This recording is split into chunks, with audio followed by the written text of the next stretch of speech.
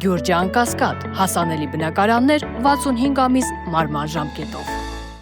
Ալեքսանդրյան 3 ներողություն ԿՊ-ի վարչության հերթական նիստն է տեղի ունեցել, եթե ես չեմ սխալվում, առաջիկա ընտրությունների կազմն է հաստատվել, նախ քանի հոգի է առաջադրվել վարչության։ 42 տեխնացու կա վարչության ընտրությունների։ Սեպտեմբերին ընտրությունը։ Եվ Արթուր Հովհաննիսյանն է առաջադրվել վարչության նախագահի ղեկավարի պաշտոնում։ Չէ, վարչության անդամի։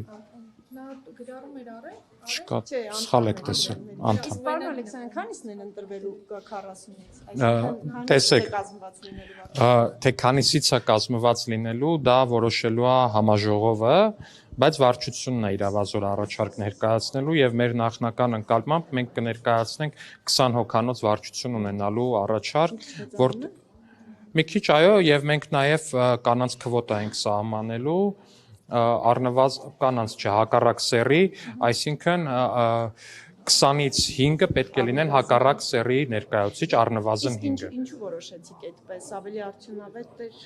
այսինքն ինչ կանանց ներգրավվածությունը։ Դե մեր քաղաքական թիմը առհասարակ կանանց ակտիվ քաղաքական գործունեությունը խթանելու քաղաքականություն ա վարում, երևի թե արդեն 7 տարի ու դեռ մի բան էլ ավել։ Իսկ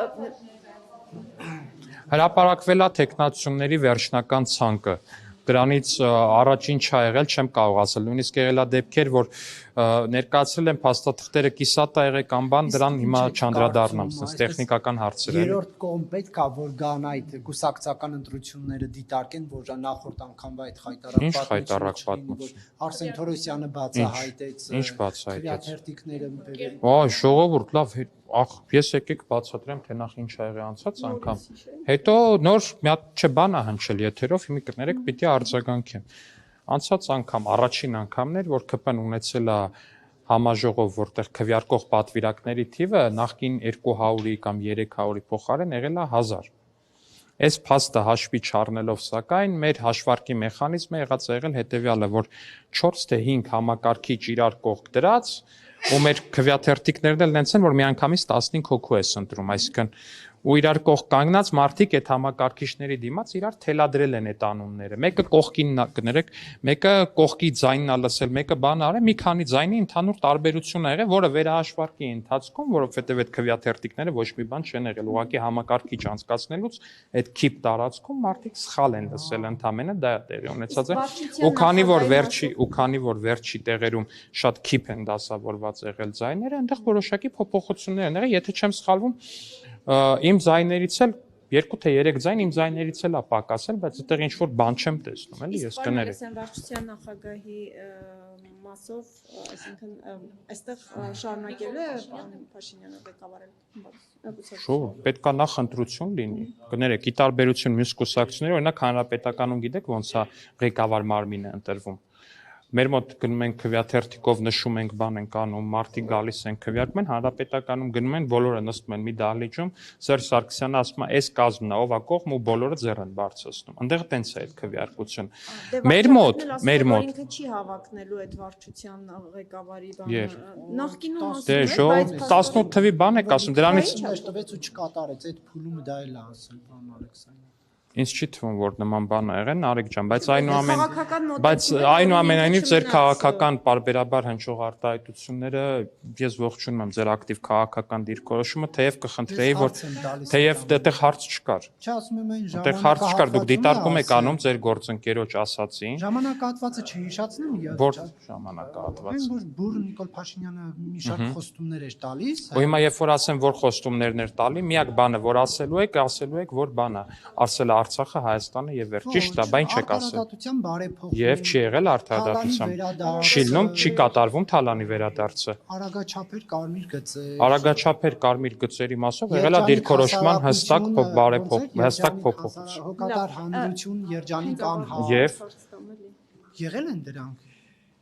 Այդ ուղղությամբ ձեռնարկվել է այն ամեն ինչը, ինչը որ եղել է։ Իսկ այսինքն ձեզ ինչ է թվացել, որ կարգախոս, այսինքն Նարեկ ձեզ թվացել է, որ երբ որ մենք հայտարարել ենք այդ կարգախոսը, ընտրությունների հենց հաջորդ օրը ու դրանից այսօր դուք ձեզ անչափ երջանիկ պետք է զգայիք։ ցանկացած վարքյան, ցանկացած բայ նույնիսկ ինձ հետ հարցազրույց անելու Այսինքն չեմ կարծում։ Պետք է երջանիկ լինեին մարդիկ։ Պիտի երջանիկ լինեն ու մենք այդ ուղղությամբ էլ ամեն ինչ անում Մի ենք։ քանի ամիս է մնացել, որ այդ խոստումը Ես ձեզ վստահեցնում եմ, որ օրինակ մարդիկ հենց հիմա շատ երջանիկ են այն փաստի բերումով, որ Հայաստանի Հանրապետության ուժային մարմինների շնորհիվ կանխվել է Հայաստանի Հանրապետությունը խորը ու մեծամասշտաբ ահաբեկչության մեծ ներքաշելու գործողություն, այսինքն մենակ այդքանով արդեն իսկ կարծում եմ մարդկանց շատ մեծ մասը շատ երջանիկ է, որ իր հարազատները չեն զոհվել կամայական տերակտի արդյունքում։ Բայց գալով ձեր ասում քաղաքական դրդիչներ, հովանավորներ հաշվի առնենք, որ Բագրատ հիմա կվերադառնեմ։ Սեպտեմբեր ամսին, եթե չեմ սխալվում, հանդիպումներ ունեցավ երկրորդ եւ երրորդ նախագահների հետ, հիշում ենք նաեւ, որ խորհրդարանական ընդդիմության հրավերով նա եղել է նաեւ ազգային ժողովում, նույնիսկ հանդիպից ելույթ ունեցել։ Ըստ այս պլանի կազմման Դե այնտեղ ցա հենց գաղտնալսումներում կոնկրետ հատված կազմա, դե սցենարը պետքա լինի հետեւյալ ազգային ժողովում լսումներ, նախ այդ լսումներով պետքա կազմակերպել ընդդիմադիր խմբակցություն առնվազն մեկը, եթե ոչ երկուսը միասին։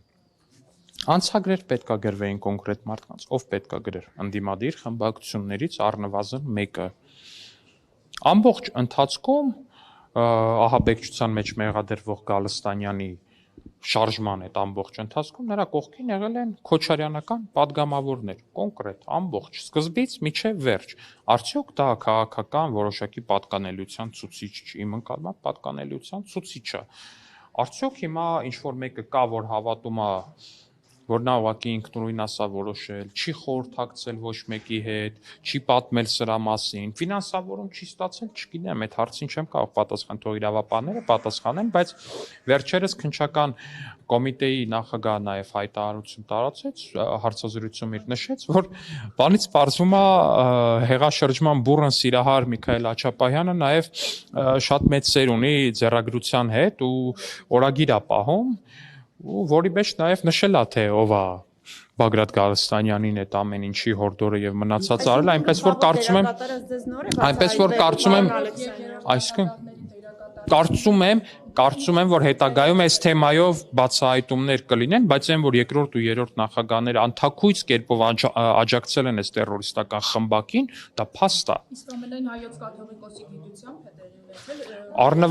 Առնվազն Գալստանյանը ամեն քայլափոխի ասում էր, ես ինչ անում եմ կտրիչի օրհնությամբ, ինքը իհարկե կտրիչի փոխարեն այլ անուններ Իսկ պարոն Ալեքսանյան, հեծի մասով մի ճշտով հարց է, քանի որ ոնց հասկացվում է շատ արագ է այդ կառավարման հարցը պատրաստվում իշխանությունը լուծել, կա տեխնացու ինչ որ մեկին դիտարկում եք արդեն որ պետք է ստանձնի այնտեղ այդ պաշտոնը։ Չէ, չեմ կարող այս բանին պատասխանել, բայց վստահ եմ շատ կոմպետենտ մարդ կնշանակվի այնտեղ։ Որովհետև հիմա ձեզ նաև ընդդիմությունը ասում է նույնիսկ էներգետիկ ոլորտը Չէ, մի վարքյան, բայց մի հատ գանք էլի, մի հատ հետ գանք այս թեմային են, որ ասում եք ընդդիմությունն ասում էր, ինչին կպնում եք չորանումա։ Բայց այդ ո՞նց է ստացվում, որ պետական մասնաբաժին ԶՊՄԿ-ում ունենալուց հետո մի վարքյան ԶՊՄԿ-ում պետական ներկայացուցչություն ունենալուց ու պետական մասնաբաժին ունենալուց հետո ու առհասարակ ԶՊՄԿ-ի վճարված հարկերը բազմապատկվել են։ Բայց այդ ո՞նց է ալնում։ Բայց ինչ լոգիկա է, բայց վայ Հակոբյանները բանը, որ այնտեղ փայատեր էին, բայց չէին կարող այդպես շահույթով աշխատացնեին ԶՊՄԿ։ Հստակ օրինակ կա ԶՊՄԿ, ժողովուրդ ջան, ԶՊՄԿ եղել է իրանց կառավարման տենց օրթախապետության կոնկրետ ներկայացուցչություն ԶՊՄԿ-ն, ունեցել է կոնկրետ թվերով նայեք, որ թվականին ինչքան շահույթ է ունեցել։ Ունայեք մեր կառավարման տարիներին ու նաև պետական մասնակցություն ունենալուց հետո որքան շահույթ է ունեցել։ Ու կտենաք թե ով է ավելի լավ կառավարիչ ու ում ձեռնակապնելուց հետո չորանում։ Քանի որ նախագիծը մեծ հաշվով կառավարման հարցն է լուծում, դուք էլ այստեղ ճշգրտեցիք, որ խոսքը դա կառավարման մասին է։ Այդ պետականացնելը դա նոր նախաձեռնությամբ է իրականացվել։ Այո, նոր նախաձեռնությամբ կիրականացվի Ինչ նաև։ դա ինչպես է կանելու։ Իրավաբանները արդեն մանրամասները ավելի կներկայացնեն։ Բայց պետությունը պատրաստ է վճարել սեփականատիրան, չէ, որտեղ ոնց որ թե օրենսդրական օրենքը ինչ պահանջներ որ կունենա ու իրավական գործընթացը ինչ ճանապարհ որ կընդգծի սրա համար, այդ ճանապարհով էլ պետք է անցնենք բնականաբար։ Ասում են ազգայնացման դեպքում փոխհատուցում չկա, պետականացման դեպքում կա։ Դե կարող եմ ասել, որ իրավաբան մեր գործընկերները շատ ավելի հստակ այս հարցին պատասխանը կտան, միանշանակ ասում են, որ այս հարցը պետք է շատ լայն քննարկում լինի նախ թիմի ներսում եւ հատկապես մեր իրավաբան գործընկերների հետ։ Շարունակում է հեծը, կներեք, շարունակում է հեծը մնալ սեփականատիրոջ, ուղղակի պետությունը Այս փոփոխությունները նման հնարավորություն են տալիս։ Եվ արդեն երբ է պետությունը պատրաստում այդ հնարավորությունը։ Առաջիկայում սրա մասին կխոսենք։ Շատ առաջիկայում։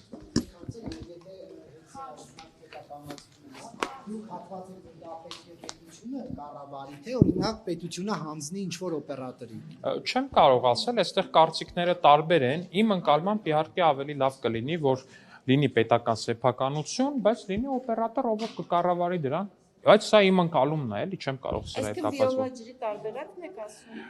Առհասարակ օպերատորի համակարգն եմ ասում։ Եվ պարոն Ալեքսանյան, քանի որ հստակ չէր այդ միտինգի գնալու բակներեք, ավելի այսպես պարզ էլի հարցը ստամ։ Ենթադրենք էլեկտրիկ վաճառում ներողություն եմ խնդրում, եթե համընկնում կա որևէ մեկին չեմ ճանաչում վաճառում։ Աշխատանքից հետո որոշում է տուն գնալու փոխարեն season-ի այգի գալ։ Իր աշխատանքը կատարել է, եթե քարտունի ճտացրել է, դուրս գալը ֆիքսվել է աշխատանքային ժամը եւ գալիս է տուն գնալու փոխարեն գալիս է season-ի այգի։ Նա աշխատանքից ազատվելու է թե ոչ, իր կամքով եկել է։ Ես վստահ եմ, որ հենց հիմա էլեկտրիկ վաճառում ձեր մեկնաբանություններում կգրի, որ ընկեր